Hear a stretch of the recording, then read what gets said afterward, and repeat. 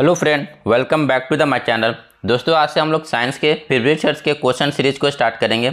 ये हमारा class number 1 होगा, जिसमें हम लोग वर्ष 2004 से लेकर 2024 तक के सारे प्रीवियस ईयर्स के क्वेश्चन को डिस्कस करेंगे। ये सीरीज आपका दोस्तों आगामी RRB NTPC, RRB JE, LP technician, SSC के सारे एग्जाम और जेएसएससी सीजीएल यानी झारखंड सीजीएल के लिए इक्वली इंपॉर्टेंट होगा। तो आप लोग दोस्तों क्लास को अंत तक जरूर देखें। बाकी दोस्तों, अगर ये वीडियो आपको अच्छा लगे तो वीडियो पर एक लाइक और एक कमेंट जरूर कर दें। वीडियो को ज़्यादा से ज़्यादा अपने दोस्तों को साथ शेयर करें और जो लोग चैनल पर नए आ रहे हैं चैनल को सब्सक्राइब करना ना भूलें। तो चलिए आज के इस वीडियो को स्टार्ट करते हैं। आज का जो हमारा पहला क्वेश्चन है दोस्तों, डैश रंग का विचलन कोण सबसे कम होता है। विचलन कोण यानी मतलब दोस्तों आपका डिविएशन एंगल किस रंग का या किस कलर का सबसे कम होता है। तो दोस्तों आप लोग बचपन से एक जो है वर्ण स्पेक्ट्रम या कलर स्पेक्ट्रम पढ़ रहे होंगे, विबग्योर। ठीक है, ये आपको याद भी होगा। विबग्योर, वैगनी, आपका इंडिको, ब्लू, ग्रीन, येलो, ऑरेंज और रेड, ये आपको स्पेक्ट्रम याद होगा। अगर दोस्तों हम लोग इसमें लेफ्ट से राइट की तरफ जाएंगे तो लेफ्ट से राइट की तरफ जाने पर यहाँ पर क्या होगा दोस्तों, जो लेमडा यानी वेवलेंथ का वैल्यू है वो इंक्रीज होगा और यहाँ रेड पर जो है वेवलेंथ का वैल्यू मैक्सिमम होगा। उसी तरह अगर हम बात करें दोस्तों, अगर इस स्पेक्ट्रम में हम लोग राइट टू लेफ्ट जाएंगे तो यहाँ फ्रीक्वेंसी इंक्रीज होगा और आपको वायलेट पर जो है फ्रीक्वेंसी मैक्सिमम होगा। ठीक है, तो ये चीज़ आपको पता होगा। उसके अलावा एक चीज़ और याद रखिए, जो वेवलेंथ होता है दोस्तों ये इन्वर्सली प्रोपोर्शनल टू डेविएशन होता है और जो आपका फ्रीक्वेंसी होता है वो आपका इन्वर्सली प्रोपोर्शनल टू लेमडा होता है। तो ये रिलेशन आपको याद होगा। अब यहाँ से हमको पता चल रहा है कि जिसका सबसे अधिक वेवलेंथ होगा उसमें डेविएशन उतना ही कम होगा। तो रेड कलर का जो है दोस्तों वेवलेंथ सबसे अधिक होगा, इसका मतलब इसमें जो है डेविएशन उतना ही कम होगा। यानी जो यहाँ पर हमारा करेक्ट आंसर होगा ऑप्शन डी हो जाएगा। ठीक है, तो किस रंग का विचलन सबसे कम होगा, तो लाल कलर का। क्यों होगा? क्योंकि इसका जो है आपका वेवलेंथ यानी लेमडा जो है इसका वैल्यू अधिक है, जिसके वजह से इसमें जो है डेविएशन कम होगा। तो इसी पर बेस्ड दोस्तों आपका कई तरह का क्वेश्चन बन जाता है। जैसे आपका पूछ लिया जाता है कि ट्रैफिक सिग्नलिंग या आपका जो रेलवे सिग्नलिंग है उसमें किस कलर का यूज होता है। तो इसमें तो या तो रेड कलर का यूज होगा या दोस्तों जिसका अधिक वेवलेंथ होगा उसी कलर का यूज होगा, रेड कलर या उसके आसपास जिसका वेवलेंथ अधिक होगा। अब क्यों यूज होगा दोस्तों? ताकि इसमें जो विचलन कम हो सके और ये जो है आने वाले लोगों को आसानी से दिखाई पड़ सके। इसी पर बेस्ड एक और क्वेश्चन आपका बनता है दोस्तों कि प्रकाश संश्लेषण की दर किस कलर में सबसे अधिक होगा। ठीक है, प्रकाश संश्लेषण का दर जो है किस कलर में सबसे अधिक होगा। तो आपको पता है दोस्तों जो प्रकाश संश्लेषण का दर है वो आपका 400 से लेकर 700 नैनोमीटर तक के वेवलेंथ के प्रकाश में होता है। 400 से लेकर 700 नैनोमीटर तक के वेवलेंथ के प्रकाश में होता है। इसका मतलब जो है आपका लाल जो कलर है उसमें प्रकाश संश्लेषण की क्रिया सबसे अधिक होगी। अभी दोस्तों आप लोगों के लिए क्वेश्चन है कि आप लोगों को कमेंट करके बताना है कि प्रकाश संश्लेषण की क्रिया सबसे कम किस कलर में होगी। इसका आंसर आप लोग कमेंट करके बताएंगे। तो चलते हैं अब हम लोग अपने नेक्स्ट क्वेश्चन की तरफ। नेक्स्ट क्वेश्चन हमारा दोस्तों कि डैश संभवतः प्राणियों का सबसे बड़ा समूह है। तो प्राणी जगत का सबसे बड़ा समूह कौन सा है? तो इसे हम लोग कहते हैं ऑर्थोपोडा, यानी जहाँ करेक्ट आंसर होगा ऑप्शन डी हो जाएगा। अब दोस्तों ऑर्थोपोडा की क्या क्या विशेषता होती है? तो सबसे पहला तो विशेषता इसमें दोस्तों ज्वाइंट लेग होता है। ठीक है, ज्वाइंट्स लेग यानी आपको इस तरह से इसके जो लेग में ज्वाइंट मिलेंगे। ठीक है, तो सबसे पहला विशेषता क्या होता है? इसमें जो है ज्वाइंट लेग्स होते हैं। उसके बाद दूसरा विशेषता इसमें क्या होगा दोस्तों? तो इसका जो है इसमें आपका ओपन ब्लड सर्कुलेशन सिस्टम पाया जाएगा। ओपन ब्लड सर्कुलेशन सिस्टम पाया जाएगा आपका ऑर्थोपोडा संघ में। तीसरा क्या है दोस्तों? इसमें जो उत्सर्जन की प्रक्रिया होगी वो किसके द्वारा होगा? तो उत्सर्जन की जो प्रक्रिया होगी वो मैलपिगियन ग्रंथियों के द्वारा होगा। मैलपिगियन ग्रंथियों के द्वारा जो है इसमें उत्सर्जन की जो है क्रिया होगी। वहीं अगर बात किया जाए दोस्तों इसमें श्वसन की प्रक्रिया किसके द्वारा होगा? तो श्वसन का जो प्रक्रिया ये आपका दोस्तों गिल्स के द्वारा होगा या ट्रैकिया के द्वारा होगा। ठीक है, तो ये सारी चीज़ इसका जो है ऑर्थोपोडा की विशेषता होती है। अब अगर बात किया जाए दोस्तों इसमें एग्जाम्पल या इसमें क्या क्या चीज़ आएगा, तो अभी जितने भी कीट है जिसमें आपका ज्वाइंट लेग मिलेगा, जैसे आपका हो गया मक्खी हो गया, मच्छर हो गया, मकड़ी हो गया, बिच्छू हो गया, या जितने भी आपके कीट हो गए या फिर आपके तितली हो गए, तो ये सारे किस में आ जाएंगे? ऑर्थोपोडा संघ में आ जाएंगे। तो इन सारी चीज़ को आप याद रखिएगा। नेक्स्ट क्वेश्चन देखते हैं।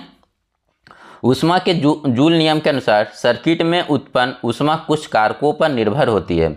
इसमें से निम्न से किसे आरोपित किया जा सकता है? तो जूल्स इफेक्ट ऑफ हीटिंग, ये चीज़ आप पढ़े होंगे दोस्तों। तो जूल्स इफेक्ट ऑफ हीटिंग क्या बोलता है कि अगर कोई कंडक्टर है दोस्तों, अगर कोई कंडक्टर है और उसे हम लोग एक सर्किट में बैटरी के थ्रू जोड़ दिए हैं, तो इसमें क्या, इसमें जो है करंट फ्लो होने की वजह से क्या होगा, इस कंडक्टर में कुछ थर्मल एनर्जी प्रोड्यूस होगा।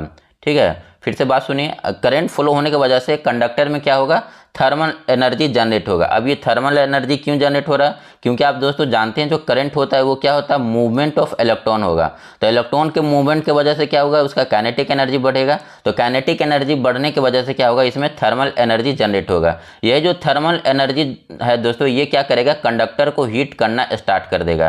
तो यही चीज़ क्या कहलाता है, जूल्स इफेक्ट ऑफ हीटिंग। ठीक है, तो ये किसके वजह से हो रहा है, तो ये आपका करंट के फ्लो होने की वजह से हो रहा है। अब ये जो हीट है दोस्तों, ये कितना हीट जो है प्रोड्यूस होगा, ये हीट कितना प्रोड्यूस होगा, इसके लिए एक फॉर्मूला दिए हैं जूल्स ने। तो ये है दोस्तों I square R into T, यानी I स्क्वायर यानी करंट हो गया, रेजिस्टेंस हो गया और आपका टाइम। तो इस पर जो है, इसी चीज़ पर ये जो हीट कितना प्रोड्यूस होगा इसी चीज़ पर डिपेंड करेगा। तो यहाँ पर जो हमारा ऑप्शन है किस पर डिपेंड हो जाएगा, तो आपका करंट पर, उसके बाद कंडक्टर के रेजिस्टेंस पर, और इसमें जो करंट प्रवाहित होने के समय के अवधि पर। यानी जो हमारा यहाँ पर करेक्ट आंसर बनेगा ऑप्शन बी बन जाएगा। अगला क्वेश्चन देखते हैं, Na2O डैश है, तो Na2 क्या है दोस्तों, Na2O क्या है, एक क्षारीय ऑक्साइड है। यानी जो है करेक्ट आंसर होगा ऑप्शन बी हो जाएगा। इसमें ज़्यादा कुछ डिस्कस करने लायक है नहीं। चलिए आप लोग एक कमेंट करके बताएं कि उभयधर्मी जो है ऑक्साइड कौन कौन से होते हैं। आप लोग जो है उभयधर्मी, 2 उभयधर्मी ऑक्साइड का जो है कमेंट करके नाम बताएं। नेक्स्ट क्वेश्चन देखते हैं, एफ ब्लॉक के तत्वों को क्या कहा जाता है। तो एफ ब्लॉक के तत्वों को दोस्तों हम लोग अंतर संक्रमणीय तत्व कहते हैं, यानी इनर ट्रांजिस्टिव एलिमेंट कहा जाता है। यानी जो करेक्ट आंसर होगा ऑप्शन सी हो जाएगा। अब दोस्तों एफ ब्लॉक जो है ये दोस्तों, ये आपका 2 भागों में डिवाइड होता है। एफ ब्लॉक का जो तत्व है ये 2 भागों में डिवाइड होता है।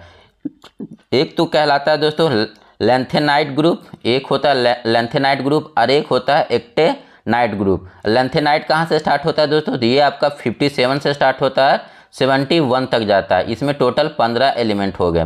ठीक है, वहीं बात किया जाए दोस्तों एक्टेनाइट का, तो एक्टेनाइट ये दोस्तों आपका 89 से स्टार्ट होता है और 103 तक जाता है। इसमें भी 15 जो है एलिमेंट होते हैं। तो एफ ग्रुप में टोटल कितने हो गए कितने एलिमेंट हो गए, तो 30 एलिमेंट हो गए। इसके अलावा दोस्तों आपका और क्या इससे क्वेश्चन बन सकता है, तो यहाँ पर आप लोग याद रखिएगा दोस्तों कि जो आपका पहला ग्रुप है, ग्रुप 1 को हम लोग ग्रुप 1 जो है, ग्रुप 1 एंड 2 ये कौन से ब्लॉक में आता है, ग्रुप 1 एंड 2 आपका दोस्तों एस ब्लॉक में आ जाएगा।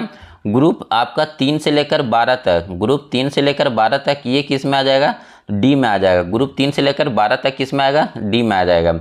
उसके बाद आपका ग्रुप 13 से लेकर 18 तक ये किस में आ जाएगा, तो ये आपका पी ब्लॉक में आएगा। अब पी ब्लॉक का जितना भी एलिमेंट है दोस्तों, ये अधातु होगा या फिर आपका उपधातु होगा। यानी जो नॉन मेटल और जो है आपका सेमी कंडक्टर या सेमी मेटल है, ये किस में आ जाएगा, तो ये आपका पी ब्लॉक में आएगा। अब दोस्तों इससे रिलेटेड कुछ और क्वेश्चन देख लीजिए। जैसे अगर बोला जाए कि ग्रुप 18 को हम लोग किस नाम से जानते हैं, तो ग्रुप 18 को दोस्तों हम लोग क्या कहते हैं, तो ग्रुप 18 को हम लोग इनर्ट गैस ग्रुप कहते हैं या जीरोथ ग्रुप कहते हैं। ठीक है, उसके बाद ग्रुप 17 को हम लोग किस नाम से जानते हैं, तो इसे हम लोग हैलोजन ग्रुप से जानते हैं, जहाँ पर एफ से ये स्टार्ट होता है, यानी फ्लोरीन से स्टार्ट होता है। ग्रुप 16 को दोस्तों ये ऑक्सीजन से स्टार्ट होता है, जिसे हम लोग क्या कहते हैं, चैल्कोजन कहते हैं। ग्रुप 16 को हम लोग क्या कहते हैं, तो चैल्कोजन ग्रुप 16 को कहते हैं। उसके बाद आपका ग्रुप 15 को जो है ये दोस्तों नाइट्रोजन से स्टार्ट होता है, और इसे हम लोग किस नाम से जानते हैं, तो ग्रुप 15 को दोस्तों हम लोग नेक्टोजन कहते हैं। ठीक है, नेक्टोजन, ग्रुप 15 को नेक्टोजन। उसके बाद ग्रुप जो आपका 14 है ये कार्बन से स्टार्ट होता है, इसे कार्बन ग्रुप कहते हैं। तो ये सारे जो ग्रुप हैं इसे दोस्तों याद रखिए। ग्रुप 18 को हम लोग क्या कहते हैं, जीरोथ ग्रुप या इनर्ट गैस ग्रुप कहते हैं। ग्रुप 17 को हम लोग हैलोजन ग्रुप कहते हैं। ग्रुप 17 को हम लोग चैल्कोजन ग्रुप कहते हैं। ग्रुप 15 को हम लोग नेक्टोजन ग्रुप कहते हैं, और 14 जो ग्रुप 14 है उसे हम लोग कार्बन ग्रुप कहते हैं। नेक्स्ट क्वेश्चन देखते हैं, किसी वस्तु पर 10 न्यूटन बल कार्य करता है, वस्तु बल की दिशा में 5 मीटर विस्थापित होती है, तो बल के द्वारा किया गया कार्य, तो आपको पता है दोस्तों वर्क क्या होता है, तो फोर्स इनटू डिस्प्लेसमेंट। ठीक है, वर्क क्या है, फोर्स इनटू डिस्प्लेसमेंट, कितना फोर्स लगा और उस वस्तु में कितना डिस्प्लेसमेंट हुआ। तो ये आपका हो गया, यहाँ पर फोर्स आपका दिया 10 न्यूटन का और डिस्प्लेसमेंट कितना हुआ 5 मीटर का, तो वर्क कितना हो जाएगा 50 अब वर्क का जो है दोस्तों ये आपका यूनिट क्या होगा, तो जूल, तो 50 जूल यहाँ पर करेक्ट आंसर हो जाएगा, ऑप्शन बी। नेक्स्ट क्वेश्चन देखते हैं। हृदय यानी हार्ट का जो मेम्ब्रेन है 2 परतों से ढका होता है, ये जो मेम्ब्रेन है ये क्या कहलाएगा। तो जो हार्ट का मेम्ब्रेन है इसे हम लोग क्या कहते हैं दोस्तों, तो पेरिकार्डियल मेम्ब्रेन कहते हैं, यानी जो करेक्ट आंसर होगा ऑप्शन बी हो जाएगा। अगला क्वेश्चन देखते हैं। किसी निर्दिष्ट दिशा में किसी वस्तु की गति को क्या कहा जाता है। तो कोई एक फिक्स डायरेक्शन में जो है वस्तु का जो स्पीड है उसे हम लोग क्या कहेंगे दोस्तों, तो कोई एक फिक्स डायरेक्शन में वस्तु के स्पीड को हम लोग वेलोसिटी या वेग कहते हैं, यानी जो करेक्ट आंसर होगा ऑप्शन सी हो जाएगा। अगला क्वेश्चन है, यदि प्रतिरोध बढ़ता है तो विद्युत धारा, तो ये आपको दोस्तों ओम्स लॉ से पता होगा, V इक्वल टू क्या होता है, I इंटू आर। तो यहाँ से अगर हम I का वैल्यू निकालें तो ये क्या हो जाएगा, V/R। तो I और R का कैसा रिलेशन हो गया, इन्वर्सली प्रोपोर्शनल हो गया, यानी अगर हम इसका रेजिस्टेंस बढ़ाएंगे तो इसका जो है करंट का वैल्यू है ये कम होगा। तो यहाँ पर क्या प्रतिरोध बढ़ रहा है तो करंट का वैल्यू कम हो जाएगा, यानी जो करेक्ट आंसर होगा ऑप्शन बी हो जाएगा। अगला क्वेश्चन देखते हैं। डैश संवहनीय ऊतक वाले पहले जमीनी पौधे थे। तो संवहनीय ऊतक वाले पहले जमीनी पौधे कौन थे दोस्तों, तो ये टेरिडोफाइटा थे, यानी जो करेक्ट आंसर होगा ऑप्शन डी हो जाएगा। अब ये प्लांट किंगडम दोस्तों, ये इसका जो डिवीजन है आप लोगों को याद होना चाहिए, प्लांट किंगडम। तो प्लांट किंगडम में जो सबसे पहले आता है दोस्तों, ऐसे पौधे आते हैं, ये प्लांट किंगडम है। तो प्लांट किंगडम में सबसे पहले ऐसे पौधे आते हैं जिसमें आपका ना तो वेल डिफाइंड, यानी उसमें ना तो आपका जड़ का पता रहेगा, ना तना का पता रहेगा, ना उसमें आपका संवहनीय ऊतक होगा।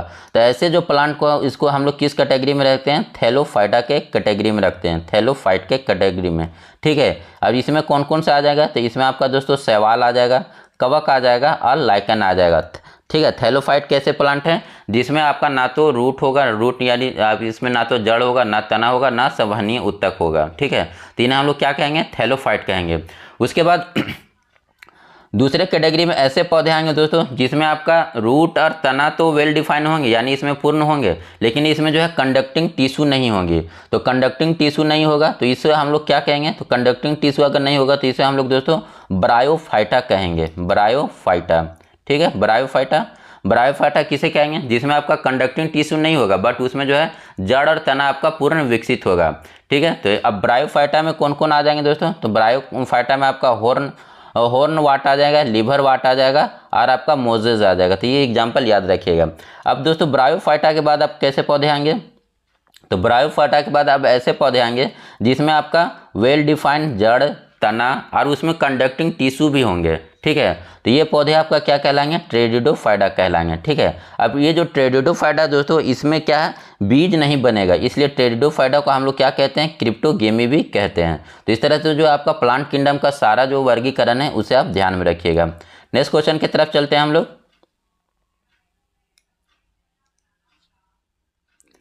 परवल अम्ल और परवल क्षार के लवणों का पीएच मान होता है। तो अगर जहाँ पर दो स्ट्रॉन्ग एसिड और स्ट्रॉन्ग बेस अगर रिएक्शन करेंगे दोस्तों तो उसका जो लवण बनेगा वो आपका दोस्तों उदासीन हो जाएगा, यानी जो उसका पीएच वैल्यू होगा 7 होगा। सो करेक्ट आंसर होगा ऑप्शन बी हो जाएगा। फॉर एग्जांपल दोस्तों अगर आप ले लेते हैं स्ट्रॉन्ग एसिड ले लीजिए, जैसे HCl ले लिए। ठीक है, HCl प्लस स्ट्रॉन्ग बेस हम लोग लेते हैं NaOH। तो यहाँ पर ये कब बनेगा, तो ये NaCl बनाएगा प्लस H2O बनाएगा। ठीक है, ये आपका लवण हो गया, ये आपका जल हो गया। क्योंकि ये दोनों दोस्तों स्ट्रॉन्ग है तो ये दोनों एक दूसरे को इफेक्ट को कम कर देंगे। और ये अभिक्रिया क्या कहलाएगा दोस्तों, तो ये अभिक्रिया जो है आपका उदासीनीकरण अभिक्रिया कहलाएगा।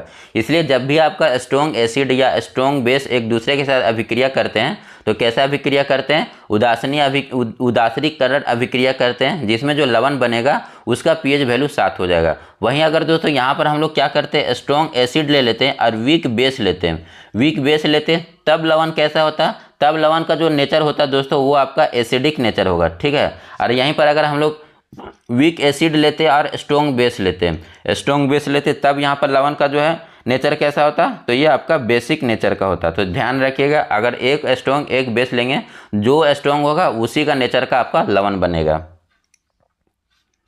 नेक्स्ट क्वेश्चन देखते हैं। 450 न्यूटन के वजन वाले किसी लड़की का द्रव्यमान कितना होगा।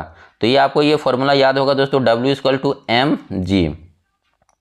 ठीक है, तो ये W का वैल्यू दिया कितना 450 न्यूटन।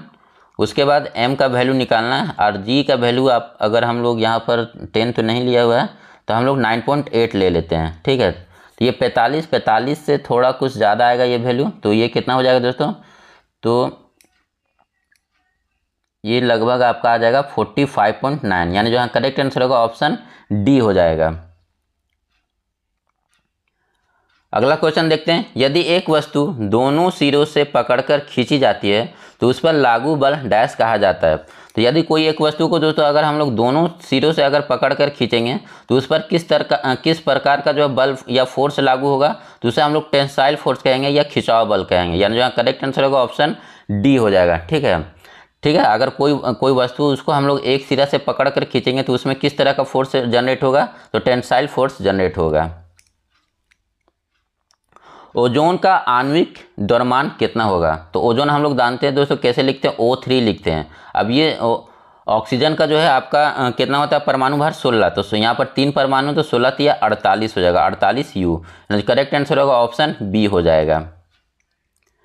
नेक्स्ट क्वेश्चन देखते हैं, एल्केन का सामान्य सूत्र क्या है। तो एल्केन का दोस्तों क्या होता है CnH2n+2, यानी जो करेक्ट आंसर होगा ऑप्शन बी हो जाएगा। वहीं अगर बात किया जाए दोस्तों एल्कीन का, तो एल्कीन हो जाएगा CnH2n और एल्काइन CnH2n-2 हो जाएगा, ठीक है। नेक्स्ट क्वेश्चन देखते हैं, डैश एक संक्रमण धातु नहीं है। तो यहाँ पर कौन सा जो है दोस्तों संक्रमण धातु नहीं है, तो यहाँ पर इसका जो करेक्ट आंसर होगा, तो यहाँ करेक्ट आंसर होगा दोस्तों नेपच्यून। ये दोस्तों आपका कहाँ पर आएगा, तो नेपच्यून जो है दोस्तों ये आपका एक्टिनाइड ग्रुप में आता है। इसका जो आपका द्रव्यमान होता है ये परमाणु क्रमांक ये 93 होगा, तो ये किस में आ जाएगा, आपका एक्टिनाइड ग्रुप में आ जाएगा। एक्टिनाइड ग्रुप आपको अभी मैंने पीछे बताया कि 89 से 103 के बीच में होता है।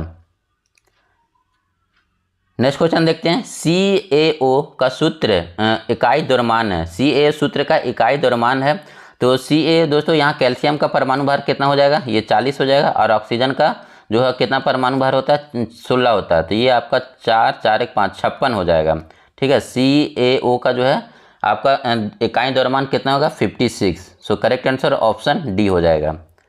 नेक्स्ट क्वेश्चन देखते हैं, ब्लैक एंड व्हाइट फोटोग्राफी में निम्नलिखित धातुओं में से किन धातुओं का यौगिक का उपयोग किया जाता है। तो ब्लैक एंड व्हाइट फोटोग्राफी के लिए दोस्तों हम लोग सिल्वर का यूज करते हैं, यानी जो करेक्ट आंसर होगा ऑप्शन ए हो जाएगा, सिल्वर ब्रोमाइड और सिल्वर क्लोराइड का AgBr और AgCl का यूज करते हैं हम लोग। नेक्स्ट क्वेश्चन देखते हैं, 11 kg की एक वस्तु जब भूमि से 8 मीटर की ऊंचाई पर हो तब इसमें निहित ऊर्जा कितनी होगी। तो ये दोस्तों यहाँ पर हम लोग पोटेंशियल एनर्जी का फॉर्मूला लगाएंगे, P = mg/h, ठीक है। कितना kg का वस्तु है 11 kg का, जी का वैल्यू 10 ले लीजिए, और कितने मीटर तक, तो 8 मीटर तक, तो 11 × 88 880 नहीं, मतलब ये 9.8 यहाँ पर वैल्यू लिया है, तो 800 के करीब वाला जो आंसर होगा ये आपका ऑप्शन डी करेक्ट आंसर हो जाएगा। नेक्स्ट क्वेश्चन देखते हैं, प्रत्येक न्यूरॉन एक साइटोसेल यानी सेल बॉडी से निर्मित होता है जिसमें कई छोटी शाखाएं निकली होती है, जिन्हें कहा जाता है। तो ये क्या कहलाता है दोस्तों, तो ये आपका दुमिकाएं या डेंड्राइट कहलाता है, यानी जो करेक्ट आंसर होगा ऑप्शन डी हो जाएगा।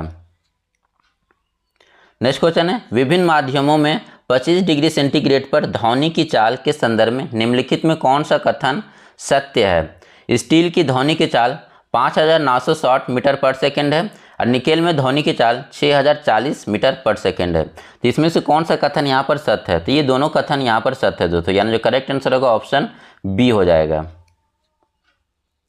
नेक्स्ट क्वेश्चन देखते हैं, सामान्य रूप से एक उदासीनीकरण अभिक्रिया को किस रूप में लिखा जाता है। ये तो अभी हम लोग दोस्तों पीछे ही डिस्कस किए, एक स्ट्रॉन्ग आपका इसमें क्या होगा, स्ट्रॉन्ग एसिड होगा, स्ट्रॉन्ग बेस होगा, तो ये दोनों क्या बनाएंगे, लवण और जल बनाएंगे, यानी जो करेक्ट आंसर होगा ऑप्शन बी हो जाएगा। और ये जो लवण किस नेचर का होगा, तो ये आपका न्यूट्रल नेचर का होगा।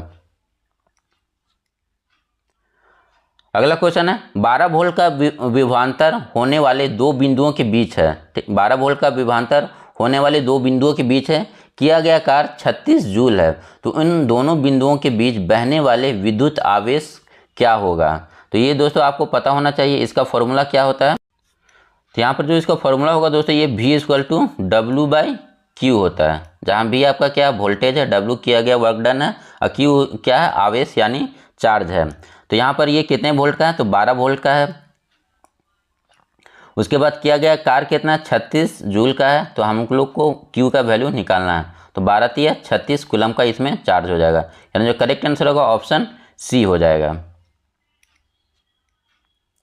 किसी वस्तु के द्वारा कार्य करने की क्षमता या किसी वस्तु में निहित ऊर्जा डैश पर निर्भर करती है। तो किसी वस्तु के द्वारा दोस्तों कार्य करने की क्षमता या किसी वस्तु में निहित ऊर्जा उस किस पर डिपेंड करेगा, तो कार्य करने वाले वस्तु की स्थिति और अवस्था पे, यानी जो करेक्ट आंसर होगा ऑप्शन सी हो जाएगा। ठीक है, किसी वस्तु के द्वारा कार्य करने की क्षमता या किसी वस्तु में निहित ऊर्जा वो किस पर डिपेंड करता है, तो कार्य करने वाले वस्तु की स्थिति और उसके अवस्था पर ये डिपेंड करता है। अगला क्वेश्चन है किसी वस्तु के द्वारा कार्य करने की क्षमता या किसी वस्तु में निहित ऊर्जा, ये तो शायद रिपीट हो गया दोस्तों, ये ऑप्शन सी हो जाएगा। नेक्स्ट क्वेश्चन देखते हैं, दाब प्रेशर क्या होता है दोस्तों, तो फोर्स पर यूनिट एरिया जो है ये आपका प्रेशर कहलाता है। यहाँ पर ये फोर्स नहीं दिया, उत्क्षेप दिया यानी upthrust. Upthrust per unit area को भी हम लोग क्या कहेंगे, प्रेशर कहेंगे, यानी जो करेक्ट आंसर होगा ऑप्शन ए हो जाएगा। निम्न में से कौन सा स्थायी ऊतक का एक उदाहरण है, तो स्थायी ऊतक का एक उदाहरण कौन सा है दोस्तों, तो ये आपका जाइलम, पौधे में जो जाइलम होता है ये एक स्थायी ऊतक परमानेंट टिश्यू है। और ये जाइलम के अलावा और कौन सा है दोस्तों, तो फ्लोएम। जाइलम और फ्लोएम जो है ये आपका परमानेंट टिश्यू है। जाइलम का काम क्या है, तो जल का परिवहन करना, और फ्लोएम का काम क्या है, तो भोजन का परिवहन करना। तो दोस्तों यहाँ पर हमारा सारा क्वेश्चन जो है अब कंप्लीट होता है। इसमें लगभग हम लोग दोस्तों 25 क्वेश्चन को डिस्कस किए हैं। ये क्वेश्चन आप लोगों को दोस्तों कैसा लगा कमेंट करके बताएं। बाकी दोस्तों वीडियो अच्छा लगा तो वीडियो पर एक लाइक और एक कमेंट जरूर कर दे। Thank you for watching this video.